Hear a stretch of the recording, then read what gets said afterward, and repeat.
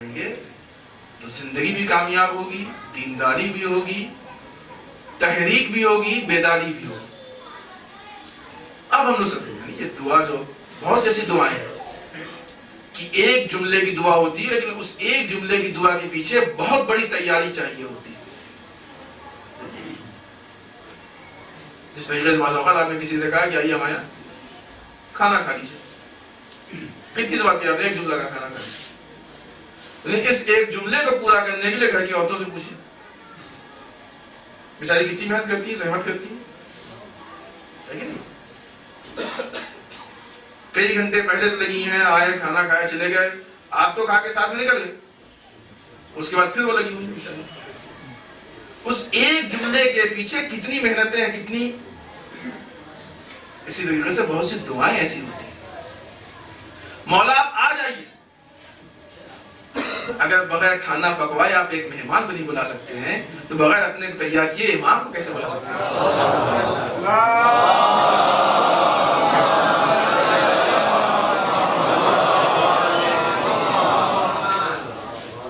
وہ تیار انسان اسی آئینے میں ہوتا ہے۔ آج کے آپ کی ذمہ تمام کی انشاءاللہ کل اپنی گفتگو کو یہیں سے آگے بڑھائیں گے۔ کوشش یہ ہوگی کہ امام کے اقوال کی روشنی میں باقی صفات، باقی بھی دو ہم بیان کریں، جو بھی 2 3 یا اگر ہو سکے تو شاید 4 جو بھی انشاءاللہ بیان کریں۔ ہم کو اپنے آپ کو اس بات کا عادی بنا لینا چاہیے کہ ہمارا مولا کیا کہہ رہا ہے، بس وہی ہمارے لیے حق ہے۔ کربلا والوں نے نہیں دیکھا کہ ہم کیا چاہتے ہیں، کربلا والوں نے دیکھا کہ دین ہم سے کیا چاہتا ہے۔ عام آدمی اور دیندار میں اتنا ہی فرق ہوتا ہے۔ عام آدمی یہ چاہتا ہے کہ ہم کیا چاہتے ہیں، دیندار یہ دیکھتا ہے کہ دین ہم سے کیا چاہتا ہے۔ اور اگر دین اتنا چاہتا ہے کہ زینب کی چادر قربان کر دی جائے تو زینب اپنی چادر قربان کرنے کی ہے۔ اور بات زینب کی نہیں ہے، پھر جب چادر قربان کی جائے گی تو زینب بھی چادر قربان کریں گی، ام کلثوم بھی اپنی چادر قربان کریں گی، حتیٰ سکینہ اور رقیہ کی بھی چادر قربان ہے۔ بڑا سخت غم تھا اہل حرم کے لیے چادروں کا چھن جانا۔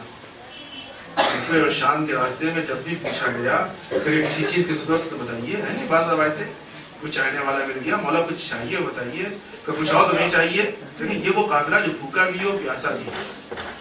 بات ذہن میں رکھیے، یہ قافلہ وہ ہے کہ جو بھوکا بھی ہے پیاسا بھی ہے، بہت زیادہ مصائب و آلام ہے، بڑی مصیبتیں ہیں، نہ کھانا مانگا نہ پانی مانگا، اگر ہو سکے تو کچھ چادریں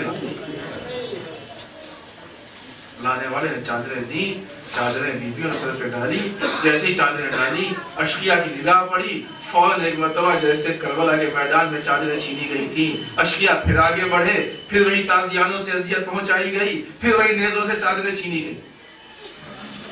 روایتیں ہیں کہ آپ کی نگاہوں کے سامنے یہ قافلہ انہی مصائب والا مشکلات سے ہوتا ہوا دربار شام میں گیا، اور دربار شام سے یہ قافلہ قید خانے شام میں گیا۔ ایک چھوٹی سی بچی تھی جس کو بڑا انتظار تھا کہ کب رہائی ملے گی۔ اماں یہ پرندے کہاں جا رہے ہیں؟ بیٹا یہ اپنے آشیانوں کو واپس جا رہے ہیں۔ اماں ہم اپنے گھر واپس کر جائیں۔ بڑا انتظار تھا اس بچی کو کہ اماں ہماری چادریں کب واپس ملیں گی۔ روزہ داروں وقت تو آیا، چادر تو واپس ملی، لیکن جب چادر واپس ملی چادر کی اوڑھنے والی اس دنیا میں نہیں۔ روایت میں ہے کہ ایک رات قید خانے میں ایسی آئی، قید خانے کی رات ہے، ذہن میں رہے، اتنی آسانی سے یہاں نیند نہیں آتی ہے۔ قید خانے میں اوپر چھت نہیں ہے، زمین پہ کوئی فرش نہیں ہے، بھوک و پیاس اپنی جگہ پہ باقی ہے، زخم اپنی جگہ پہ ہیں، ایسے حالات میں بڑی مشکل سے نیند آتی ہے قید خانے میں۔ چھوٹے چھوٹے بچوں کو سلا کے بڑی مشکل سے زینب ام کلثوم سویا کرتی ہے۔ آدھی رات میں چھوٹی سی بچی اٹھی اور اس کے بعد یہ بابا بابا بابا بابا کہہ کے چلانے لگی، آواز دینے لگی۔ زینب اٹھی، ام کلثوم اٹھی، رباب اٹھی، بیٹا کیا بات ہے؟ کہ وہ بھی اماں ہمارا بابا کہاں گیا؟ بیٹا تمہارا بابا یہاں نہیں ہے۔ وہ بھی اماں ابھی ہم نے دیکھا ہمارا بابا ہم سے بات کر رہا تھا۔ اتنا درد تھا اس بچی کی آواز میں کہ بیویاں رونے لگی، اہل حرم میں قرآن برپا ہو گیا۔ آئے زینب کو بھائی حسین یاد آ گیا، رباب کو اپنے شوہر یاد آ گیا، رونے کی آواز بلند ہوئی۔ یزید تک یہ پیغام پہنچا۔ یزید نے کہا کہ جاؤ اس بچی کو حسین کا کٹا ہوا سر دے دو۔ عزیزو، ایک تشت میں سر حسین کو رکھا گیا، اوپر سے ایک کپڑا ڈالا گیا، تشت خیر خانے میں پہنچا۔ یہ بچی جو بے قرار تھی، یہ بچی جو بے تاب و پریشان تھی، اپنے باپ کو یاد کر کے رو رہی تھی۔ اے بوبی اماں، ہمارے بابا کو بلا دیجئے۔ جب یہ تشت بچی کے سامنے گیا تو بچی کہتی ہے، اے بوبی اماں، ہمیں کھانا نہیں چاہیے، ہمیں بابا کو بلا دو۔ بچی سمجھتی ہے کہ شاید تشت میں کچھ کھانے کا سامان لایا گیا ہے، شاید ہم کو کھانے سے پہلایا جائے گا۔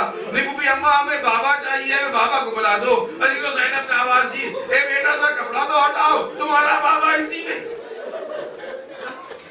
اب جو تشت سے کپڑا ہٹایا، بچی نے کیا دیکھا کہ ہر باپ کا کٹا ہوا سر سامنے ہے۔ آئے وہ بچی جو ابھی خواب میں اپنے باپ سے بات کر رہی تھی، یک بار کی کٹے ہوئے سر کو دیکھ کے تڑپ گئی۔ اے بابا، آپ کا گلا کس نے کاٹا؟ بابا، یہ رگیں کس نے کاٹی؟ بابا، اب تو ہم یتیم ہو گئے۔ بابا، کس نے ہم کو یتیم کیا؟ بابا، ہم کس کے سہارے زندگی گزاریں گے؟ باپ کے سر کو آغوش میں لے لیا، چہرے پہ چہرے کو رکھ دیا۔ بابا، ہمارے اوپر بڑے مصائب ڈھائے گئے۔ بہن کرتے کرتے بچی خاموش ہو گئی۔ بچی کا خاموش ہونا تھا۔ زینب نے ایک مرتبہ سر کو الگ کرنا چاہا، اب جو ہاتھ رکھا تو کیا دے گا کہ مصیبتوں میں اضافہ ہوا۔ اور وہ بچی جو ابھی اپنے باپ کو رو رہی تھی، اپنے باپ سے ملحق ہو گئی۔ ایک اور قرآن برپا ہوا، حسین کی بچی اب تک دنیا میں نہیں رہی۔ خدا آپ کو کسی غم نہ لائے سوائے ہم اہل بیت کے۔ عزیزوں، آخری منظر اور آپ کی زحمت تمام روزہ داروں، بمشکل تمام اس چھوٹی سی بچی کو اس قید خانے کی غربت میں بڑی مشکلوں سے دفن کیا گیا۔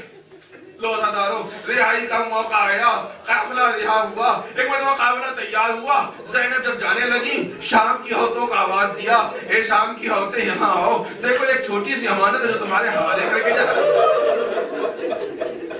ہماری اس بچی کا خیال رکھنا۔ روایت میں ہے کہ جب تک سامنا تھا، زینب پلٹ پلٹ کے دیکھ رہی۔ آپ میں سے کتنوں نے زیارت کی ہوگی، جب آپ حرم سے بڑھے ہوں گے تو زلی کو چھوڑنے کا دل نہیں چاہا ہوگا۔ جب تک زلی کا سامنا رہا ہوگا، پلٹ پلٹ کے دیکھتے رہے ہوں گے، اے مولا پھر بلا دیجئے گا۔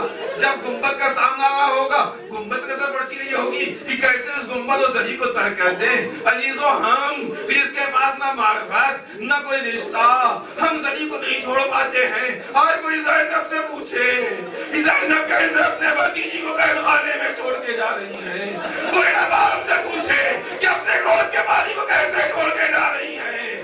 جب تک سامنا تھا پلٹ پلٹ کے، اے بیٹا معاف کرنا، اس لیے کہ ابھی کربلا میں اصغر بھی ہے، حسین بھی دفن ہے، تمہیں قید خانے میں چھوڑ کے جاتے ہیں۔